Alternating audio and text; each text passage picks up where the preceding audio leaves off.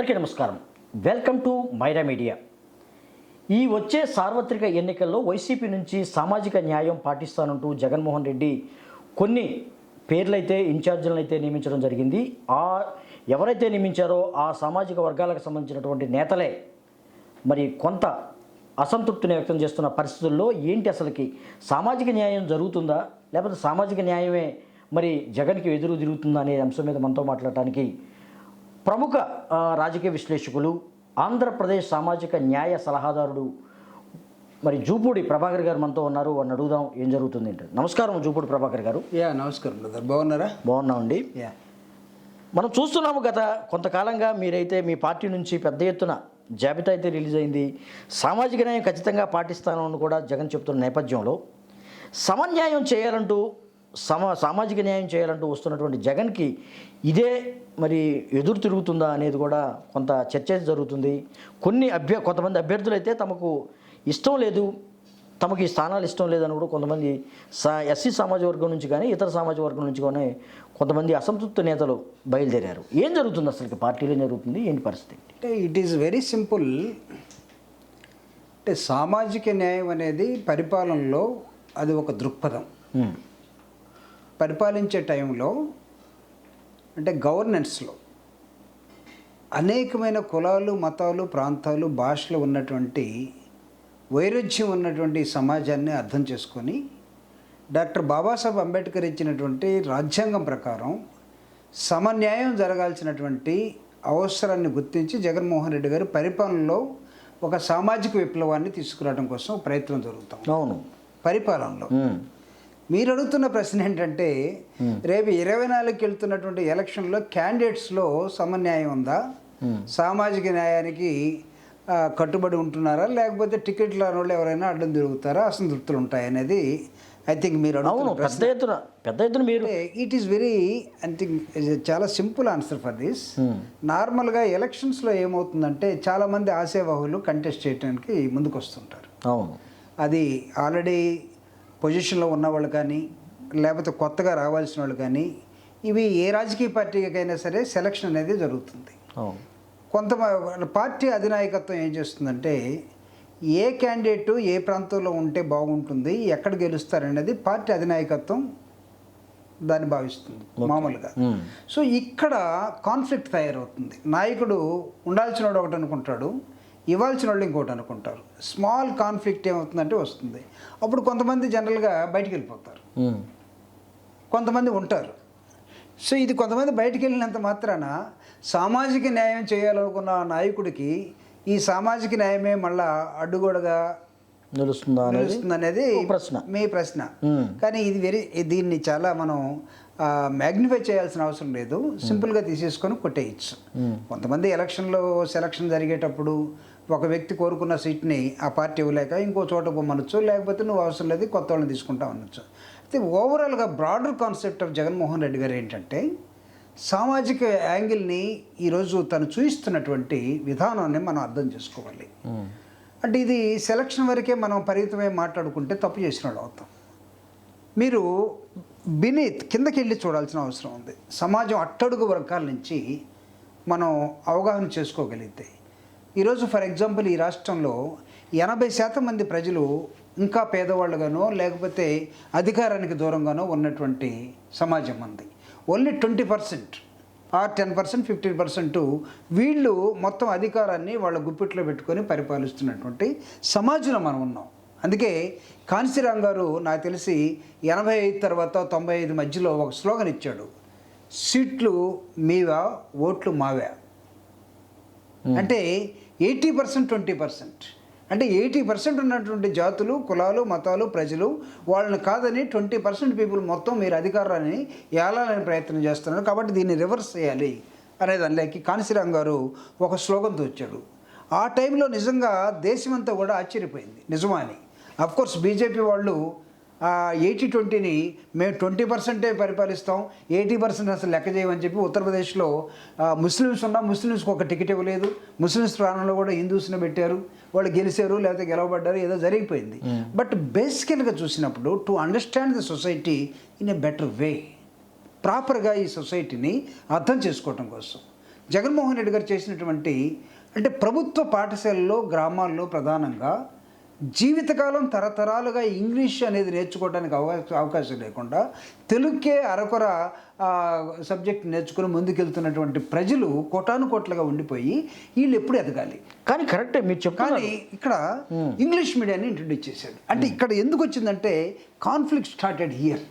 ఎప్పుడైతే జగన్మోహన్ రెడ్డి గారు ప్రభుత్వ పాఠశాలలో ఇంగ్లీష్ని ఇంట్రడ్యూస్ చేశారో చంద్రబాబు నాయుడు దగ్గర నుంచి వెంకయ్య నాయుడు దగ్గర నుంచి ఇంకా చాలామంది అందరూ కూడా ప్రభుత్వానికి సామాజిక న్యాయం చేయాలనుకున్న జగన్మోహన్ రెడ్డి గారిని సైకో అని, ప్రభుత్వానికి పరిపాలించడం చేత కాదని, అసలు ప్రభుత్వ పాఠశాలలో ఇంగ్లీష్ మీడియం ఏంటి అంటే పేదోడు ఇంగ్లీష్ ఎందుకు నేర్చుకోవాలి?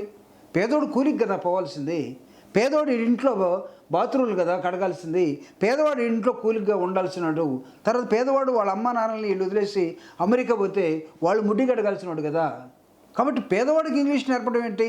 సుప్రీంకోర్టు దాకా వెళ్ళారు. అవును. ఈరోజు జగన్మోహన్ రెడ్డి గారు నిర్ణయం చేశాడంటే మీరు సుప్రీంకోర్టుకి వెళ్తారా, వెళ్ళండి, దానికైనా పైన ఉంటే వెళ్ళండి, కానీ నా రాష్ట్రంలో ఎస్సీఆర్టీతో పాటు ఇంటర్నేషనల్ స్టాండర్డ్స్తో ఉన్నటువంటి ఐబీ అనే ఒకదాన్ని కొత్తగా ఒక ఇన్స్టిట్యూషన్ని ఈ రెండింటిని కలిపి భారతదేశంలో మొట్టమొదటిసారిగా ఎడ్యుకేషన్ లెవెల్స్ని ఎక్కడ దాకా తీసుకెళ్ళాలంటే సౌత్ కొరియా అండ్ జపాన్ వరకు తీసుకెళ్ళాడు. అంటే ఈ సౌత్ కొరియా జపాన్ ప్రపంచంలో ఉన్నటువంటి ఎడ్యుకేషన్ సిస్టంలో నంబర్ 1. సో భారతదేశంలో ఆంధ్రప్రదేశ్ని నంబర్ 1గా తీసుకొచ్చాడు. మీరు ఏమైనా చేసుకోండి, నా రాష్ట్రంలో ఇంగ్లీష్ మీడియం పెడతాను అని చెప్పేశాడు. అంటే ఇక్కడ ఈ పేదవాడు ఇంగ్లీష్ చదువుకోవాలంటే అంటే ఇది మీరు సామాజిక యాంగిల్ని ఇస్తున్నారు కాబట్టి నేను మాట్లాడుతున్నాను. అవును. అంటే మీరు ఇందాక మీరు అర్నబ్ గోస్వామి తోటి గతంలో చంద్రబాబు నాయుడు మాట్లాడినటువంటి ఇంగ్లీషు మీరు చూశారు. గోస్వామి ఇంగ్లీషు ఫ్లూయెన్సు యాక్సెంట్ ఎక్కడ? హై స్కూల్ నుంచి వచ్చినటువంటి చంద్రబాబు నాయుడు ఇంగ్లీషు 40 సంవత్సరాలు ఆయన మంత్రిగా ఉన్నా లేకపోతే రాజకీయాల్లో ఉన్నా ముఖ్యమంత్రిగా 14 సంవత్సరాలు ఉన్నా ఆయన ఇంగ్లీష్ ఎక్కడ? Butler English. ఓకే. ఏమంటాడు ఆయన? ఏమంటాడు? ఏదో ఒక ఊత పదం వాట్ ఐఎమ్ సేయింగ్ వెన్ అంటే I went to Delhi 29 times. నార్మల్గా ఏమంటే I have been to Delhi 20 times. But no result. ఆయన ఏం చెప్తున్నాడంటే రీఆర్గనైజేషన్ యాక్ట్ కూడా ఆయన ఏమంటే when separated Andhra Pradesh bifurcation act అట్ట. It is a reorganisation act. There is a specific అంటే ఇంగ్లీష్ నేర్చుకోకపోతే సరిగా రాకపోతే అటువంటి చంద్రబాబు నాయుడు గారికి ఇంగ్లీష్ రాదు లేకపోతే ఆయన సరిగా మాట్లాడని చెప్పడం నా ఉద్దేశం కాదు, కానీ ఆయనకు వచ్చి ఉండొచ్చు.